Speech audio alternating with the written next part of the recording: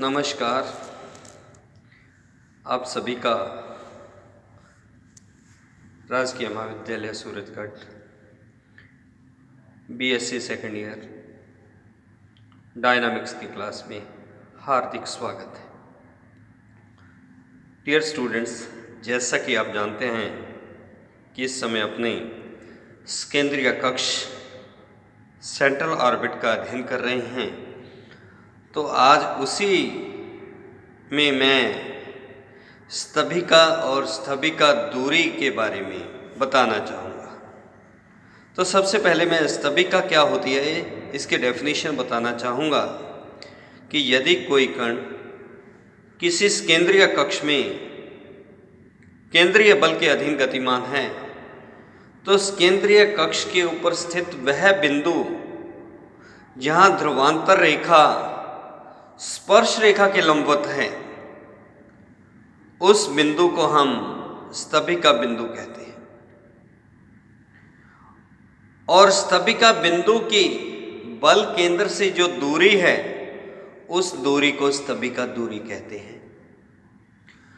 और दो क्रमागत स्तभिकाओं के बीच का जो कोण बल केंद्र पर बनता है, उस कोण को हम स्तभिका कोण कहते हैं। That is, if a particle is moving in a central force under central if a particle is moving in a central orbit under a central force, then the point where radius vector is perpendicular to the tangent, that point is known as FC. That is, we can call that the point where radius vector OP is perpendicular to the tangent at P, and distance of that FC point, distance of FC from center of force is known as apsidal distance, and the angle subtended by two apses at the center of force is called apsidal angle. The angle subtended by two successive apses at the center of force, that is called apsidal angle. अब आपने ये जानते हैं कि P upon R is equal to क्या होता है, sine phi, या P is equal to R sine phi. Phi क्या होता है, ध्रुवांतर रेखा और स्पर्श रेखा के बीच का कोण। और अपने क्या कह रहे हैं स्तभिका के लिए कि ध्रुवांतर रेखा स्पर्श रेखा के क्या है, लंबवत है, तो फाई इज इक्वल टू क्या हो गया, पाई बाई टू। तो इसलिए साइन पाई बाई टू का मान 1, तो P इज इक्वल टू क्या आ गया, R क्या होता है, 1 अपॉन U। अब मैंने डिफरेंशियल कैलकुलस में फर्स्ट ईयर में आपको पढ़ाया था कि 1 upon P square is equal to 1 upon R square plus 1 upon R4 dr by D theta का वर्ग। Since R is equal to 1 upon U है, तो dr बाई डी थीटा क्या हो गया, minus 1 upon U square du by D theta.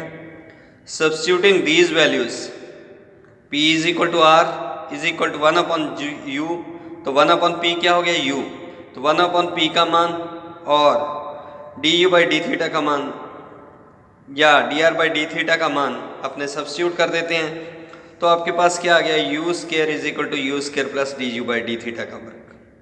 तो यहाँ से क्या आ गया, U स्क्वायर से U स्क्वायर कैंसिल हो गया, तो du by D theta is equal to 0, या du बाई डी थीटा अगर क्रॉस मल्टीप्लाई करते हैं तो यह क्या हो जाएगा, dr बाई डी थीटा भी 0 हो गया। तो इसलिए कि FC पर स्तभिका पर क्या होता है, P is equal to R होता है और dr by D theta is equal to 0 होता है। यानी कि FC आप दूसरे डेफिनेशन भी कह सकते हैं कि FC वह बिंदु है जहाँ पर ध्रुवांतर रेखा उसके हमेशा लंबवत रहती है, या स्तभिका वह बिंदु है जहाँ पर कण जो है ध्रुवांतर रेखा के लंबवत दिशा में मूव करता है। अब एक आर्टिकल है कि मैक्सिमम नंबर ऑफ एप्सिडल डिस्टेंस, स्तभिका दूरियों की अधिकतम संख्या, कि यदि कोई कण किसी केंद्रीय कक्ष में केंद्रीय बल के अधीन गतिमान हो और जो स्केंद्रीय बल है वह दूरी का एक मानी फलन हो, यानी कि नंबर ऑफ टर्म्स एक हों, तो उसमें अधिकतम 2 स्तंभिका दूरियां और एक स्तंभिका कोण होगा। That is if a central force be a single valued function, single valued एक ही पद होगा, of the distance, then there will be at most 2 apsidal distances and 1 apsidal angle.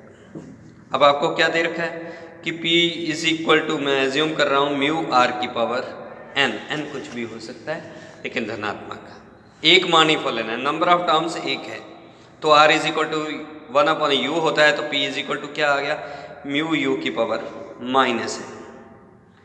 Equation of central orbit polar form में मैंने आपको equation बताई हुई है, तो वो क्या होती है, d/u with respect to d θ2 plus u is equal to p upon h square u square. P का मान आपने सब्स्टिट्यूट कर दिया, h स्क्वायर को क्रॉस मल्टीप्लाई कर दिया, तो क्या आ गया आपके पास, h square into d/u with respect to d θ2 plus u is equal to mu u की power minus n minus 2।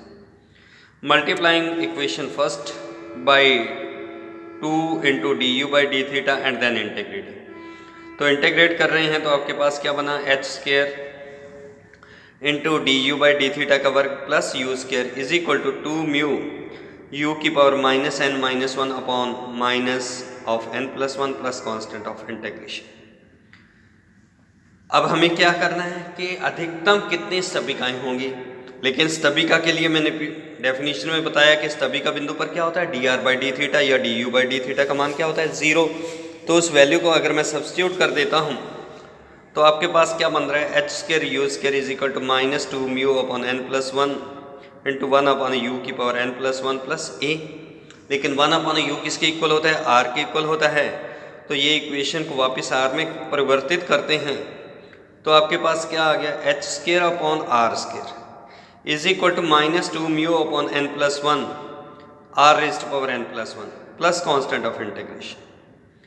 r square मैंने एलसीएम ले लिया, तो आपके पास इक्वेशन बनी r की power n plus 3 minus n into n plus 1 upon 2 mu into R square plus n into n plus 1 upon 2 mu into h square is equal to 0।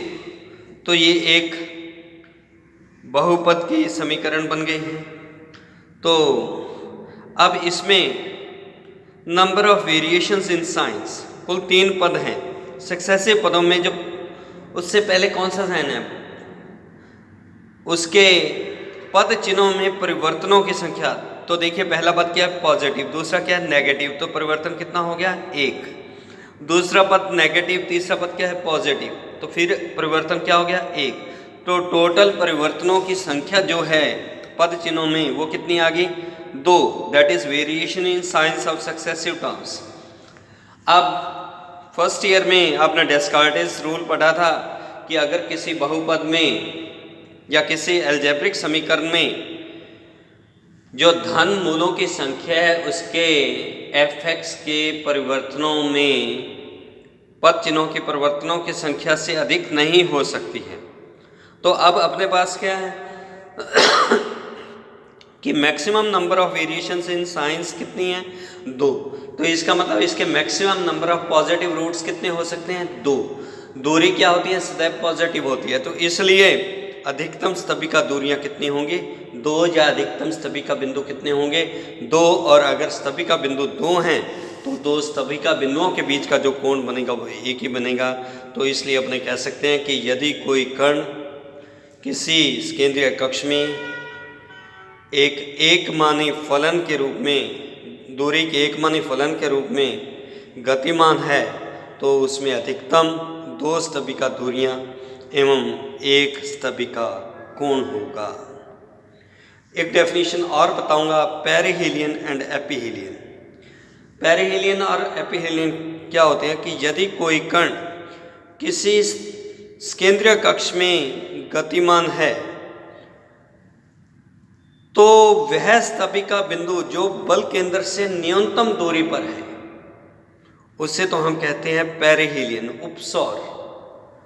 और वह स्तंभिका बिंदु जो बल केंद्र से अधिकतम दूरी पर है उसे हम कहते हैं एपिहीलियन यानी कि अपसोर।